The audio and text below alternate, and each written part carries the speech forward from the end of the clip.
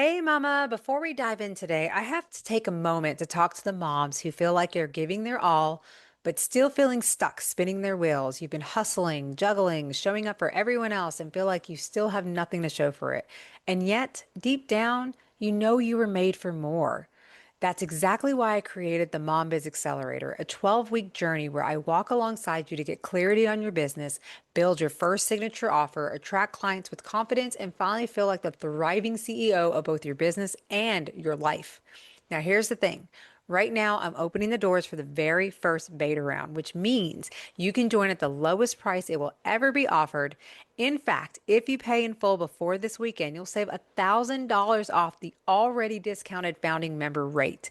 This isn't just about saving money. It's about making the decision that your dreams are worth stepping into, that your vision matters, that you are ready to rise into the woman and entrepreneur you know you can be. Mama, this is your chance that doesn't come around twice. Enrollment is open now, but that special discount disappears after this weekend. So if you've been waiting for a sign, consider this it. Click the link in the show notes and let's build your business together. Welcome to Radiant Mom Rising. Get ready to be inspired, empowered, and uplifted. I'm your host, Mary Dibble, and in each episode, we dive into amazing stories, insights, and conversations that help moms like you chase your dreams and embrace your worth. Let's rise and shine together.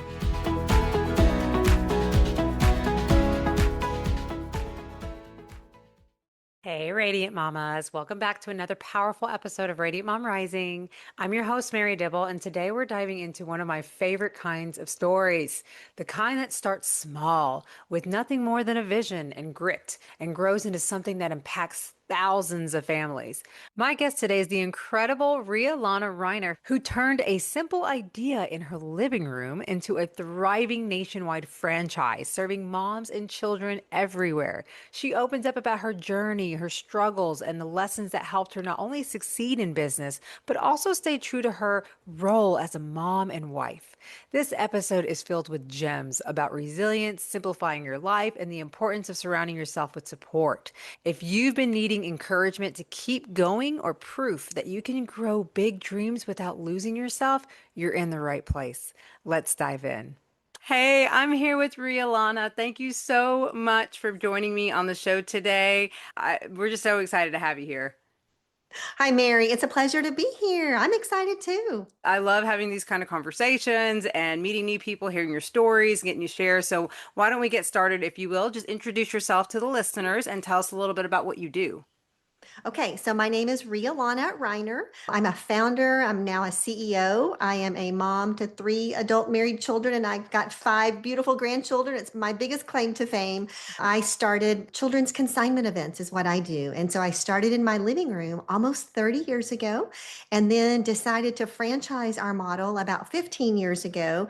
So I now lead a franchising company. I have a really amazing corporate team that I lead. And so just a lot of dimensions. I love mentoring moms in business and just helping women find balance in all the things.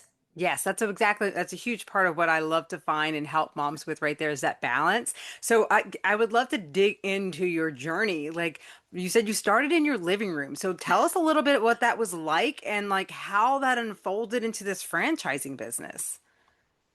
Well, I did not have any business background, Mary. My dad was in the military, my mom was a teacher, so it definitely was an accidental journey. And my husband left the corporate world. He was an engineer, great corporate job with all the benefits, and he went into nonprofit ministry work.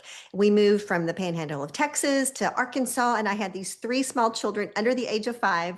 And I had always loved secondhand shopping, but there weren't a lot of great opportunities in that at that time, especially for a high quality experience.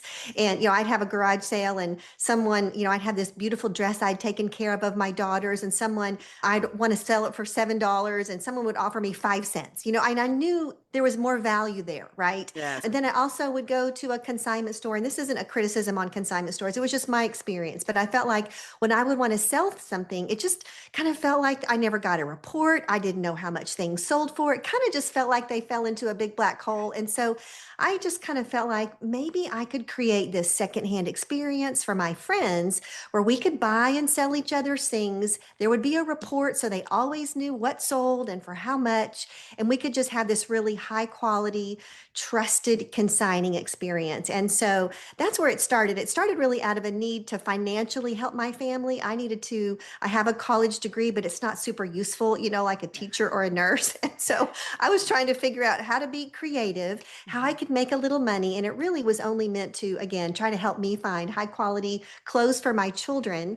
And then it was, well, can I afford to pay for their soccer lessons? And can I afford to send them to summer camp? And so it really was just this little journey.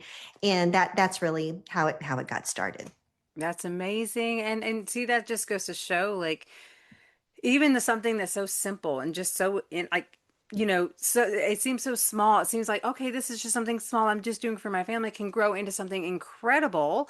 And this is why I love when people try different things and we allow our experiences to kind of guide us and like, well, how can we turn things around that we are like we're not so happy about, or this could be a helpful tool for this person, or it was helpful for me. How can I turn this into a way of living? When did you get to a point when you realized that this is something so much bigger than just something in your living room and you needed to grow it? Like how did that look like for you?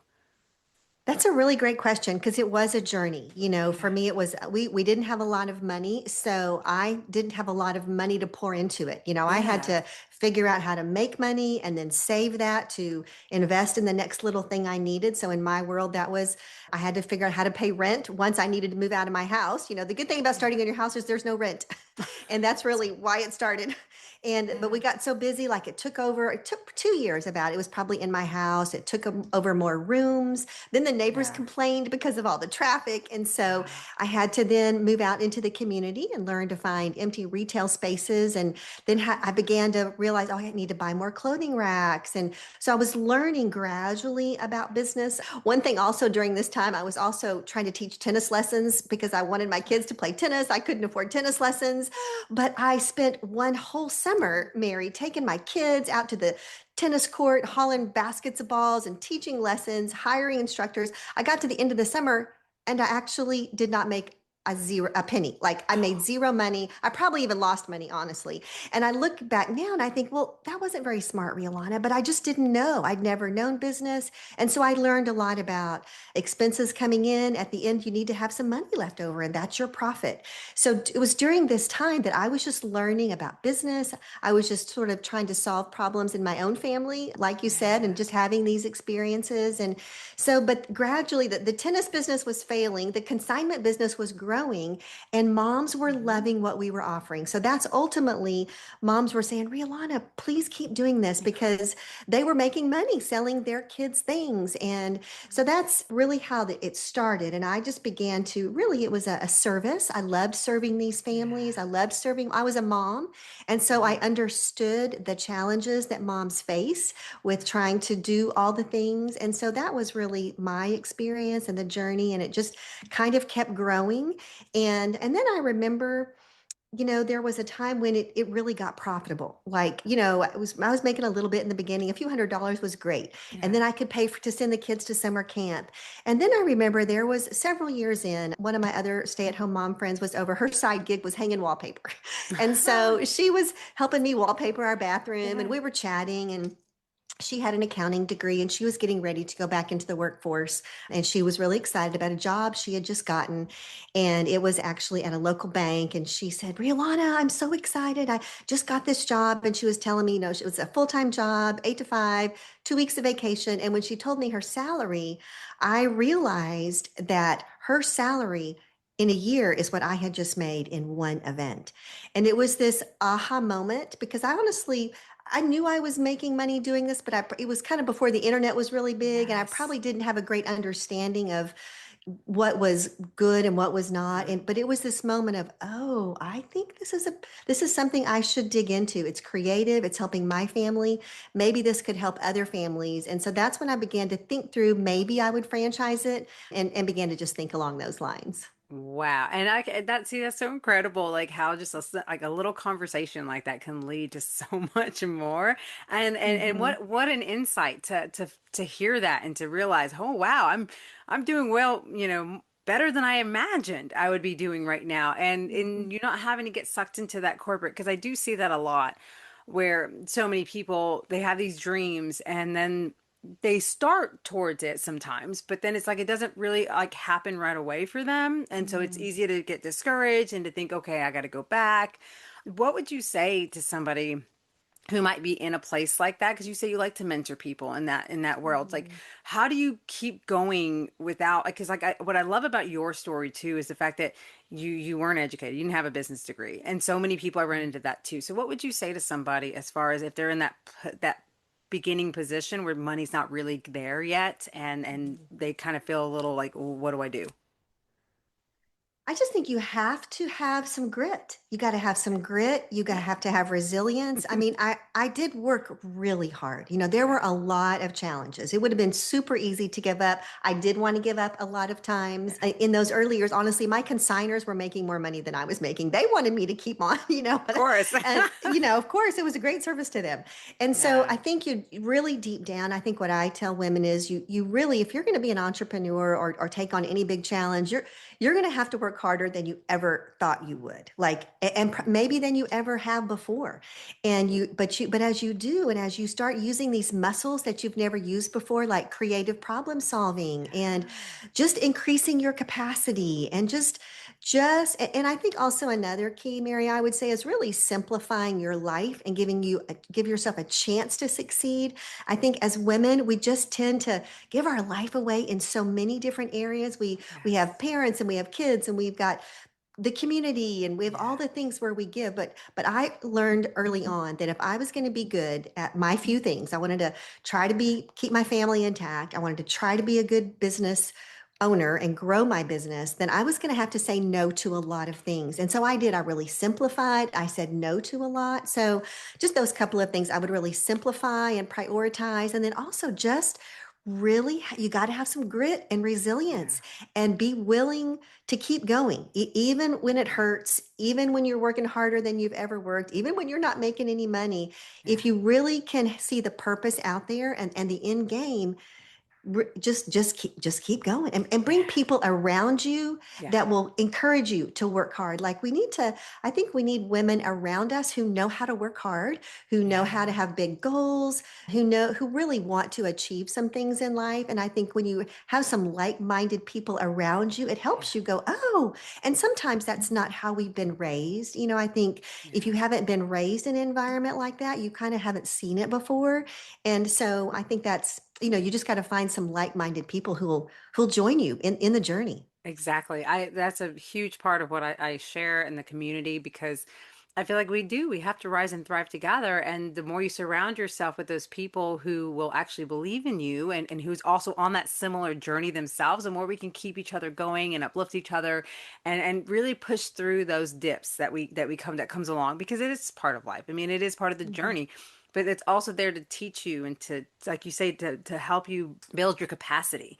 Because like, I was listening to actually one of Joe Rogan's podcasts the other day, and this guy who was on there, I love their conversation they were having about the lottery, and how he's like, it's Mm, almost like a curse for so many people. He's like so many people, like, it's because he was even saying, like, somebody had mentioned about Elon Musk, he could give out $1 million to everybody in the world. I was like, no, he can't do that. That's mhm, impossible. Because like, but it's just that the thing about it is that at the end of the day, if every one of us got what we wanted right now without having any of the mm, discipline, any of the capacity, really, really knowing what it's like to carry that kind of weight, we would squander it. We would not know how mm, to take that and actually grow it and evolve. Some people may, but most of the times, like, there's a reason why we mm, have to go through what we go through, but it's so hard going through it. And I get that. And that's why it's so important, I think, like you say, to surround yourself with people, to not be afraid to get the help and the support, to keep keep you on track, keep you going, and not giving up. I mean, because you're right, that end result, that purpose, that's what it's all about. And I also would love to hear as well with the children, like how your decisions, how this journey has impacted them. Do you mind to Mm. share a little bit about that? Oh, sure. Yeah. I always wanted my kids to Hmm. know that mom worked hard.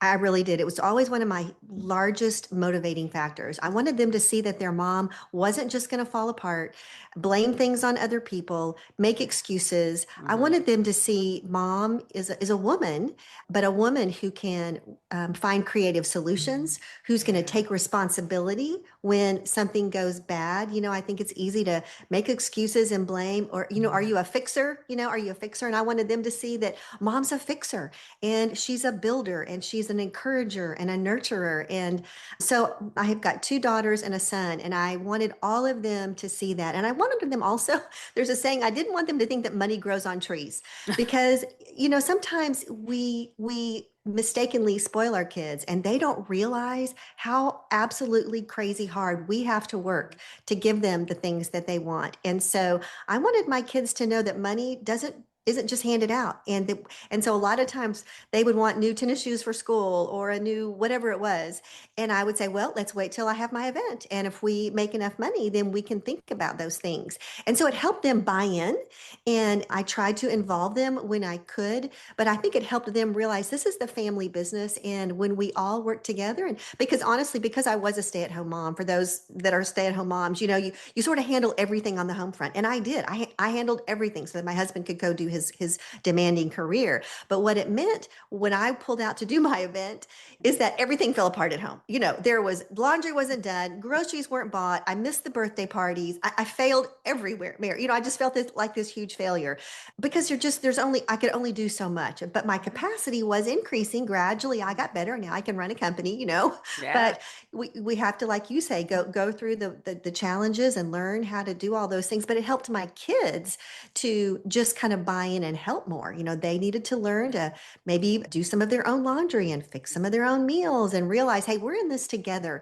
So I honestly love it that when kids get to watch their moms build something and do hard things. And even now, my kids are grown, and I just feel so supportive with them because I will still share with them the challenges, because I'm still experiencing challenges. Of They're just course. different. Yes. But and so Hmm. you know, Different but levels. but they've watched me pursue, but always try to take the higher road and always solve the next problem. And I think it just builds these amazing relationships in your family when you are able to just share those things with your kids and watch Hmm. how you're overcoming. It doesn't need to come from a prideful place, because I definitely don't have all the answers. And so oftentimes I'm just, and I honestly, and my kids are not, well, I have one child that actually owns a franchise in another state. So that's been fun. But my other two kids are not anywhere involved in the business. But I love getting their insights. And I sometimes get my greatest insights from my kids who are not involved in the business. And I love that we get to talk about it together, but they have this history of watching mom do hard things to Yeah. push through, not just fall apart, again, not blame other people, but really try to take responsibility and grow this thing. And my hope is that it's inspiring for my kids. And I would just encourage our listeners today to really inspire your kids. They want to watch you, and they want to see that you're an overcomer. We're not a victim, Yes. but we're an overcomer. Yes, you're teaching them that resilience. I mean, because we don't know what's waiting for them. And so the more Right. they see, we model it for them that it's okay. Life's sometimes going to throw us hard things, but we can get through it together or, just get through it. And, I think that's a very important message right there for moms. And it's Mhm. something I'm striving in my own life and with my kids as well, because I have a 4, almost 6-year old and a 17-year-old. So I have a little bit of a Okay. gap. Yeah. But yeah, Yeah. so it's like I'm trying my best to to to work on me so that they see that they also get to Mhm. have that for themselves. Like you say earlier about setting boundaries and saying no to things and not feeling guilty for it. Like, that oh, I'm depriving them of this or whatnot. And also teaching them that self responsibility is so Mhm. important and it's Mhm. helpful. It takes a lot off of you. I mean, I'm not, I love having my son do the dishes and he does his own Yeah, laundry. I mean, right now he's out there watching over the kids while I'm in here doing this. I love it. Everyone that's knows that, awesome. great, mommy's got to call, mommy's got to do this, and everybody gets in gear. I mean, my dog Mhm. even is so trained. Like if I do my calls out there and he sees me set up my thing, he goes in his crate and he knows to be quiet. And I mean, Great job. You've done a I know, great job, Mary. I work it. But it's like it's so cool. And then sometimes my son will have to. My youngest will go in his room. They'll go in their rooms and they'll hang out until Mhm. mommy's done. And you just kind of have to do it messy, right? Though that's the thing with me. I'm Mm. learning it, and I'm also like loving it because I see that there's so many people who want this. We as women, we strive for that perfection. Like we feel like, okay, we'll do this when we have all this or when this is going good, then I'll show up. Then I can do this. Then I can be this. And it's like, no, we have to learn to do this now and be that now, regardless of the circumstances, because that is how we expand ourselves in order to receive and learn and grow into that person Mhm. we want, that we know we're meant to be. And I'm so proud of myself for even taking this path and doing it because I was so shy. And then it's weird because growing up, everyone always like says, "Oh, I love your energy, Mary. Like you're so awesome." And I'm learning so much, and it's so wonderful to see how I can really empower people through Mm. what I do. And this podcast has been my favorite to meet people like you, hear your stories because it is so inspiring. Something Mm. that you did in your living room and how it's grown and how it's changed your whole life and you've grown as an individual and the things that you've learned. I mean, I can't even imagine like when that part came with franchising, like like for someone who doesn't know about anything with business sense, to all of a sudden now do franchising, like that's huge. So Mhm. I just commend you. I love it. I love your journey. I Mhm. love the story, and I can. And now look, you have grandkids too, and I can imagine what that journey's been like for you as Mm. well, and how that's going to impact them when they keep seeing you grow with Mm. that. So tell us also a little bit about where people can find you. Like Mm. how does that work if they want to look more into the consignment work?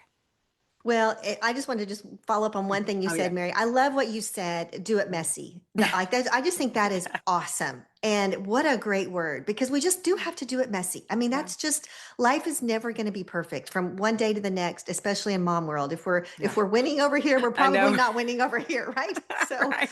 what a great word. Well, yes, you can find me all over Mm. social media at realana.com/podcast. We are offering a free consult. If anyone would like to just call and do a free consult with me, they could be interested in franchising or it could just be interested in just what's your entrepreneurial journey interest. I can pass on some leadership resources that we have, and we would just love to be a help to your audience and just encourage moms to take that next step. Because another thing you said, I've also really felt, as we will discover ourselves and improve ourselves, it helps all those relationships around us. So it ends up benefiting our families if we will grow, if we'll mature, if we'll grow, if we'll stretch ourselves, then it's so awesome how those around us also change because we impact. So then you get to have this ripple effect and you Mhm. get to have this legacy on the next generations. And so it's worth it. Yeah. It's worth it to invest in yourself. Absolutely. And with your husband too, like you guys, I think I was reading y'all Mhm. been married for like what, 35 We, years? So we have yeah, almost 40. over 40 Yes. years. Oh, that's wonderful. That's wonderful. Congratulations on that. That's what, Thank so you. I would love because I know we talk a lot about our lives as moms with our Mhm. kids, but I don't have many people we talk about our spouses and our Mm, journey as wives too. Like I would love to know, like, because I think relationships, like especially when it comes to marriage, there's so much the ideas that come from, oh, everything has to be rainbows and butterflies or this, mm, and that. And I just don't think that's the reality of a marriage. And I love to have that perspective of like understanding how we do change and grow and evolve, but mm, keep it like so I would love to hear kind of like your experience as far as like what's kept you guys strong and solid mm. through all these ups and downs that you've been through. Well, I really appreciate that question because marriage, like any relationship, is tough. And I'm going to be the first person to say that, and but it's where I have as I've grown and changed as a person, it has actually made our marriage relationship stronger. And so I started out our journey. We were married very young. I was very insecure. I had a lot of self-doubt. I was an introvert. So never would anybody in my family have ever thought that I would be the one building a business. Okay. I mean, it's not what I grew up moving all over the place, went to 4 high schools. So again, just had a lot of insecurity. And so, but what this journey has done is it's caused, and I will say this though, when I also first started, I was determined to do my best to stay married. Like I wanted to stay married more than I wanted to build a business. And so there were times when I knew I was going to have to sacrifice my business if I wanted to stay married. And so that was part of that journey in the early years, and where I had to kind of lay it on the altar, so to speak, where even though I was beginning to feel like, hey, this is what I think I'm built to do. I think these are my giftings and my passions are wired this way. But ultimately, I do want my family more than I want my business. And so that I think when you know those values, Yes. I'm not going to say that it always works out. Some relationships, there are hard things that just are not Yes. solvable. So I'm not going Yes. I don't want to act, I'm not going to be pie in the sky at ever. Yes. Yes. And we've also done some really hard marital counseling through the years where we needed a third person Yeah. to speak some truth into both of us. So I highly recommend that. But in our relationship, my husband actually built out our software. And so it's been a way that but he also has another job outside of the company, but it's given us a way to kind of have some things in common. And Hmm. when I was a stay-at-home mom and I was beginning to learn business, all of my friends were stay-at-home moms. And so they really didn't have any clue what I was doing. And I was beginning to just discover kind of my left brain, the left side, the analytical side. And so my husband and really the men in my world, I kind of would start hanging out with them and really picking their brains to learn more. And my interests and my desires and my passions really grew more in that analytical side. And so I really wasn't interested in, you know, I I'm not a good cook. My house isn't Yes. decorated beautifully. My yard is not good. All the things that a lot of women are really great at. I just Oh, was finding other passions. And so those are just some things. And I would just say you do change. I'm a very different person now than I was then. But yeah. even my husband will say, as I grew and changed, it just caused some of the dynamics in our marriage to change. And ultimately, it's been for the good. And so Good. it's been a journey for both of us. But it starts with me having to change and grow and then learn to Mhm. sometimes have some hard conversations. And Yeah. then as a couple, if you can grow through those things, it's so worth it. And then your kids get to see it. They've Yes. seen the struggles and they've seen the changes. And we don't all, life isn't a fairy tale and it's not No. perfect. Mm-mm. But if you're in there and you're doing those things together, then someday you get to look back on this incredible, valuable journey and this life that you've built. Oh, I love that. That's so inspiring. And I love the reality of that because even me, me and my husband just celebrated our 7-year wedding anniversary. And this year makes it 10 years that we've been together. So thank Congratulations. you. Thank you. And it's like, but we've come a long way. I mean, you're right. Because I mean, insecurities, when I first met him was a huge, huge issue that I had. And it's like the way I've grown as an individual. And he tells me all the time, like, he's always so proud. He's like, I can't believe you're doing all these things that you're doing, Mary. And he's like, you're inspiring me to want to be better. And I'm like, that's my hope with the ripple effects because like I told him, I was like, I want us to grow together. Like I would never want to feel Mhm. like I'm going this way and he's staying here because I see that a Mhm. lot with relationships where some people are really content to just get by or whatever. I'm like, no, I'm ready to thrive. I don't want to just survive. And I'm ready for so much more and to expand myself in my life. And I love this journey I'm on. And so it's wonderful Mhm. to see us kind of grow together and be able to, like you say, have those hard conversations. Let our kids see us, get through the tough times and still at the end of the day, we choose each other. Like that's Mhm. ultimately what we do is we love each other and we're Mhm. choosing to find our way through it because that's how we want to be in the end. I don't want Mhm. to picture my life without him. He doesn't want to picture his life without me. So it's like, we want to evolve together. So that is very inspiring to hear from someone who's like still in the little earlier stages of their marriage. But for me, that's huge. Like before him, I had so much toxic relationships. I don't think I ever I think the longest relationship I ever had was maybe a year and a half tops. And that was like on and off. Mm. This is the most healthiest, longest relationship I've Oh. ever been in. So I'm very grateful. He adopted my firstborn. We had the two kids together. Like we have come along. We've survived a house fire. Like we have come so far on our I'm journey. so And proud of you, Mary. yeah, well, thank Wow. you. Thank you. So, Awesome. and You yeah, I guys are mean, amazing. yeah, I mean, we've really come a long way. And so like I'm not like, and I love that about him too. He's not willing to give up. He's one of those guys that he's ready to talk. He wants to talk through it. He wants to find our way through it. And I love that because sometimes I need that. And I'm very blessed too because he's the cook of the family. He does the grocery shop and he does help out with that on top of working. And I work from home. So it's like it's a nice balance. Like it's teamwork, Mhm. I feel like, so it works. And like I said, again, you're just so inspiring because I believe in the fact that like it's work too, and Mhm. also what you said earlier about the business. If there comes a point where it feels like you're pulling or choosing one over the other, and that's where this juggling act comes in because I remember when I very first started my business, I was doing all these programs that were like very demanding. Like you had to show up at these classes, you had to do all these things, and it was taking away from my family time and it was causing friction because it was getting to a point where my Mhm. husband was like, I'm tired of coming home and not seeing you. I'm not getting to spend time with you. And he's like, and so I had to kind of check my values and be like, well, Mary, I know I'm meant for this. I want this and I know it takes work, but is there not a way that I can have both? Like I can kind of do a little both. And I've kind of shifted and really putting my values first. And I've noticed that I've still gotten so much done while also still getting to spend my evenings and weekends with my family. And I still Mhm. accomplished a lot. So if I can do Mhm. it, so can others. I think there is a very healthy way of getting to do both. Yes, it may take a little longer in certain areas of certain things, but at the same time, for me, it wasn't worth me sacrificing. Like, I'm doing this for my family. So, what good would success in a business do if I lose my family over it? That's how I saw it. Well, I love that, and it reminds me of I had an experience in the early years when my franchise was growing, and we received this award. And I went to New York City, and I'd learned that you need to network. I'd never been a Yeah. good networker, and I didn't really have, again, I didn't know any other women in business, so I thought I'm going to go network. So anyway, we went up there to this awards thing, and to be honest, I didn't find another woman like me. Just a lot of women had had to really sacrifice it all to get to these high levels of achievement, Yeah.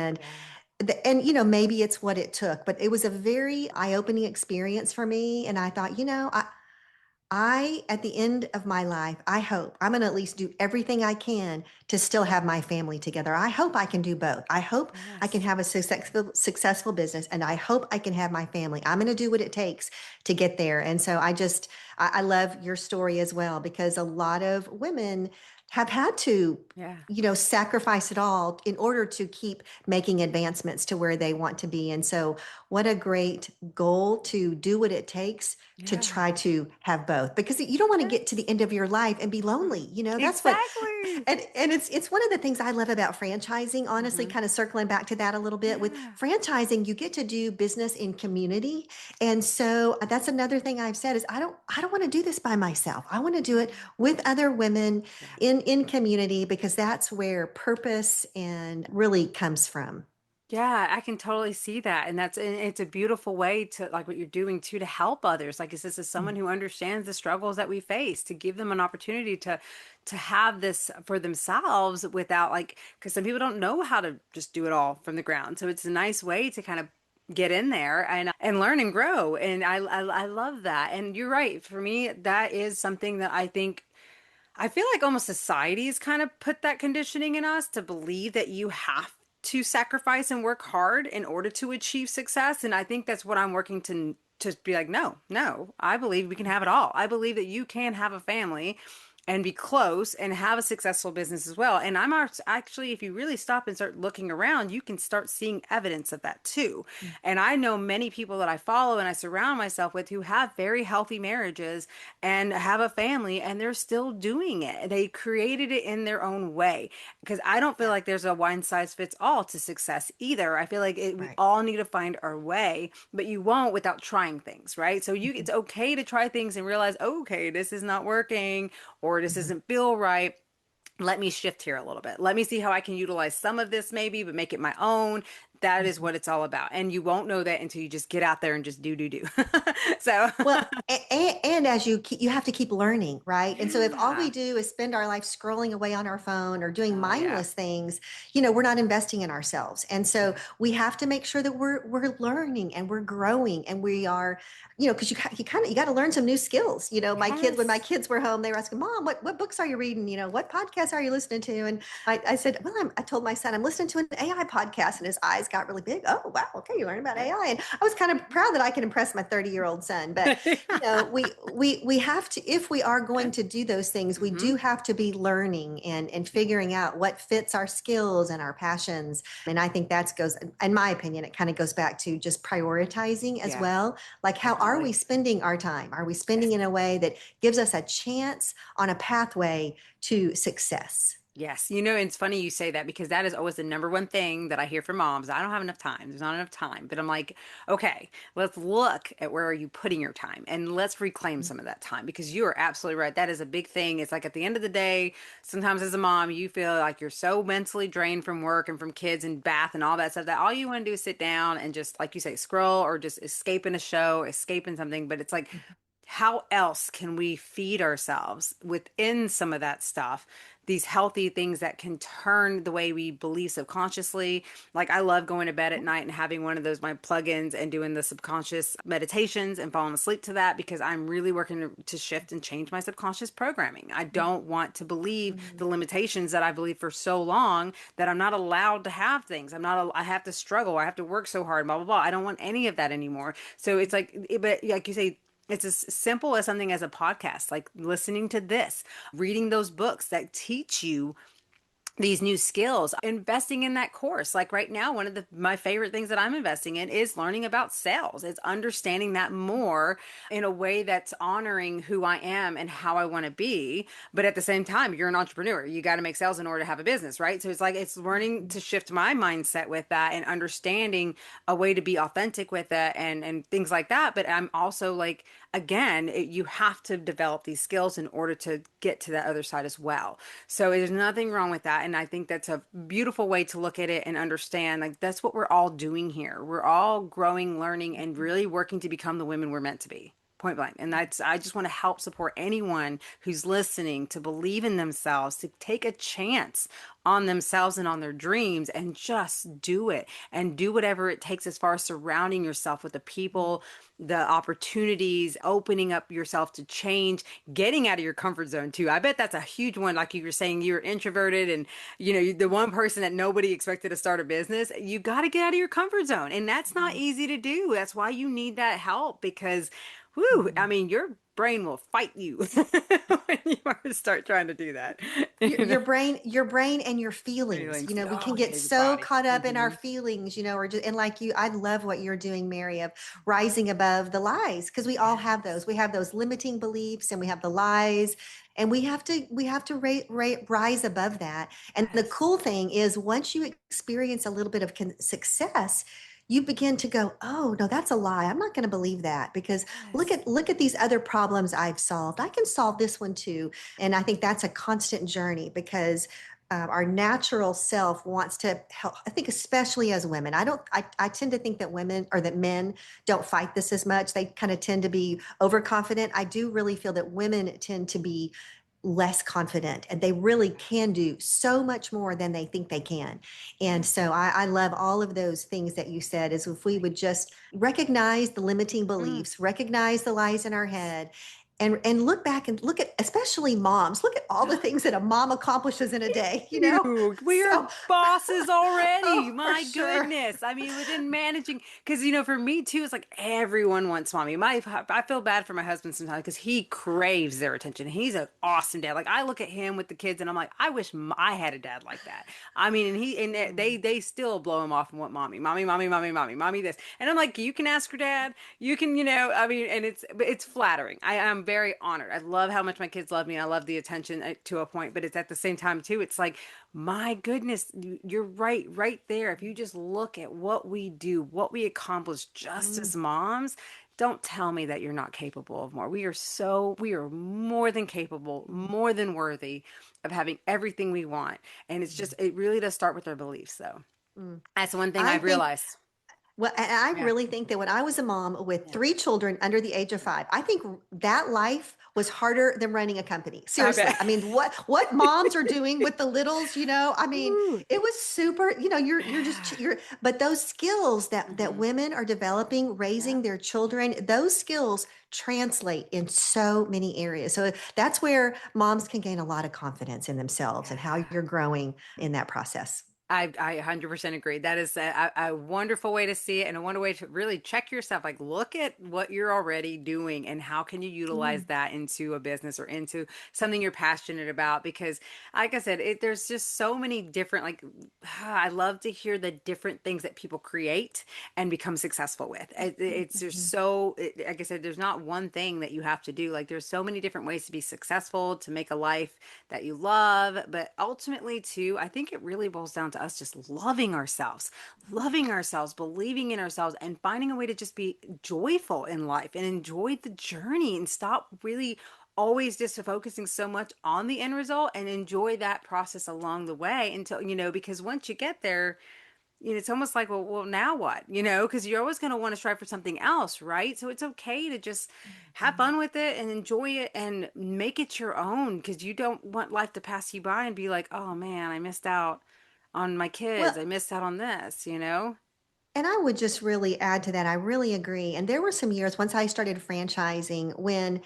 it was so much harder than I thought it was going to be. And I experienced some challenges. I ended up having to fight the government and some things. And I was literally working, I'm sure 60, 70, 80, sometimes 100 hours a week, but it's what it took. Yeah. And I just kept thinking, okay, next month or next year, it's going to be easier. And then I did reach a point where, hey, I need to do some checks and balances. I had become this workaholic and really felt like everything depended on me. And there was this, and again, some of the things I had to do. An entrepreneur, when you sometimes you have to work those kinds of hours. But there was a time when I thought, this is not sustainable because there's always going to be the next challenge. And I'm wired to always want to achieve the next thing, is sort of how I am. Yeah. And so I have worked really hard, probably the last 5 years, with myself and with my team, just to make sure this is sustainable because we cannot always go at that pace for a long time because unfortunately there is always the next thing to solve or the next mountain to climb. And Yes. so you Yes. just have to kind of pace yourself. And if there's a really busy season, then you then need to recover, have some time when you can just Yes. recover and have some space to think. And so I do love what you said because I remember literally feeling like I was a gerbil on one of those wheels, just going around and around and around and around and around and around. And I just didn't feel like I was ever getting out of it. And so just a word to Yes. those that are building a business is just remember to build some balance in there, and you Yes. just got to stop. You got to stop and trust that this is a mission that's bigger than yourself, and sometimes you just can only do what you can do.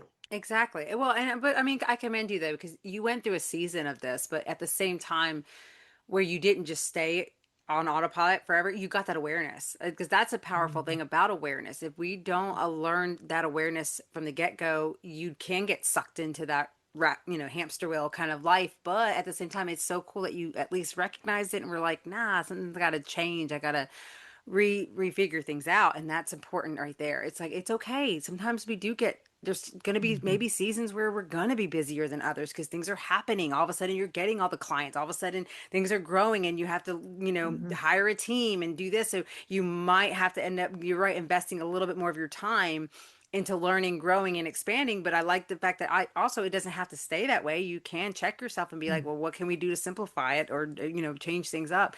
I think that is so important. And if, Mhm. listening to these stories like this is so powerful for people in the beginning and who's learning because there could be different ways that we can go about it from learning Mhm. from other people and what they've been through. And I think this is why like you say, we need to feed ourselves this knowledge, this, awareness of all the different ways people go about things. So I really love your journey. I am so excited for you. I mean, you're just Mhm. amazing. And Mhm. I love it. I look forward to looking more into what you do and sharing. And for anyone listening, you definitely go check out her stuff and get on a call with her. Just get some insights because you have Mm. so much to give, so much value and so much experience. And I can't thank you enough for sharing all of this with us on this Mm. show.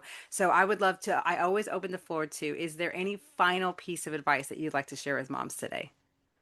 Well, I just thank you again for letting me join you. And I love encouraging moms. So keep doing what you're doing. And I just want to tell moms, you are amazing. You're special. Carve out some time for yourself so that someday when you're my age and you're 60, that you have something that's for you. You know, it's something that besides, but your family is amazing. I love my family, but you need something that's just for you. So take the time to do that, prioritize, learn what you love and build that special thing into your life because the world needs you. The world needs you to create solutions and to be able to bless the generations coming behind you. Ah, amazing, powerful words. Couldn't agree more. Thank you again so much for being part of the show. Thank you, Mary. Mama, this conversation with Rhea is proof that you don't have to choose between motherhood and building something incredible. You can do both with intention and the right support. Here are the key takeaways from today's episode. Embrace grit and resilience. Your hardest moments often shape your greatest breakthroughs. Simplify and prioritize your life so you can focus on what matters most and avoid overwhelm. Involve your family in your business journey, letting them share in the vision and growth. Surround yourself with supportive, like-minded people who lift you higher and understand the journey. Commit to continuous learning. Growth doesn't stop no matter how far you've come. Avoid overwork by creating balance. Your health and relationships matter as much as your success. Nurture something personal alongside family commitments, a business that reflects who you are and what you love. Be sure to click on Rhea's links in the show notes to connect with her today and continue to follow her journey and be supported on yours. And speaking of support, this is your chance to jump into something truly life-changing. Enrollment for the beta launch of my Mom Biz Accelerator closes soon, and this weekend is your last chance to get a half-off discount to join this once-ever opportunity to work with me for life in your entrepreneurial journey. Yes, lifetime access. Together, we're going to focus on getting your offers and your message out there so you can finally start attracting what is meant for you. We'll navigate both your identity as a mom and a business owner, building confidence, clarity, and momentum in a way that aligns with your life. And mama, you will never again feel like you're doing this alone.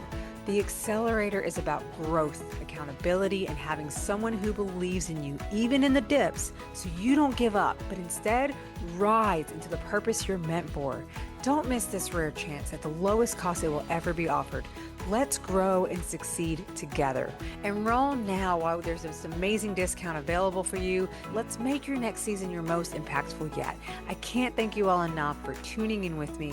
Until next time, remember, you are amazing. You are doing more than enough, and you are worthy, mama. Much love.